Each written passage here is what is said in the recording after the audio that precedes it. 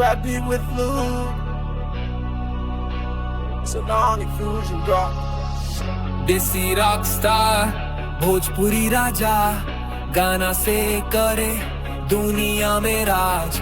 दिल में आग, आंख में बिजली, स्टेज पे एलाता बोले सब हिया हो जिया। माइक लेके आल बानी भौकाल बना देम, गाना से अपन देम सबके करन जगह देम। लोग सब बोला तबा गाना एबा फरसा, इसे वैसे सब लोग करे हमरा पे भरोसा। हमरा जैसा ना देखले हो बे रैपर, गा से उठ के बनाल बानी ट्रैपर। गाँव के खेत में लिखनी राइम, आज यूट्यूब पे बा मिलियन टाइम। कमर में गमछा पैर में छपाल, गाना बजलाता हो जाला धमाल। पैसा ना रहे पर सपना रे बरका, भोजपुरी में गाड़ दिले बानी झंडा। खेत के मिट्टी और गाँव के स्वैग, माइक पकड़ के तोड़ देनी सबके टैग।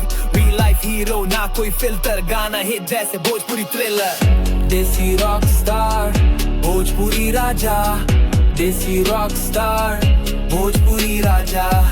देसी रॉक स्टार भोजपुरी राजा, गाना से करे पूरिया मेरा। Yeah, I came from the dirt with the crown on my name, from the jungle of dreams. Now I'm winning the game, no fame, no change, just a lyrical flame. Got the hustle in my blood, I ain't playing no game. From B-town to the world, I be riding that wave. In the booth, I'm a beast, I don't need to behave. Independent king, yeah, I'm carving my lane. Now they screaming out loud, Bhojpuri Raja, my name. Lalte se laser light, mic pe ba full fight. Biggest boy with the global flight. Gana baba, I'm not polite. Suta mein chill, dil mein fire. Zindagi bara, no desire. Hater bole कोनो औकात नहीं के, हमरे गाना तो नहीं के इलाज करे सही से।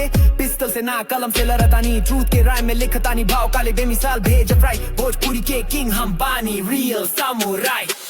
देसी रॉक स्टार भोजपुरी राजा, देसी रॉक स्टार भोजपुरी राजा। देसी रॉक स्टार भोजपुरी राजा, गाना से करे दूरी रा मेरा। भोजपुरी राजा, राजा, राजा।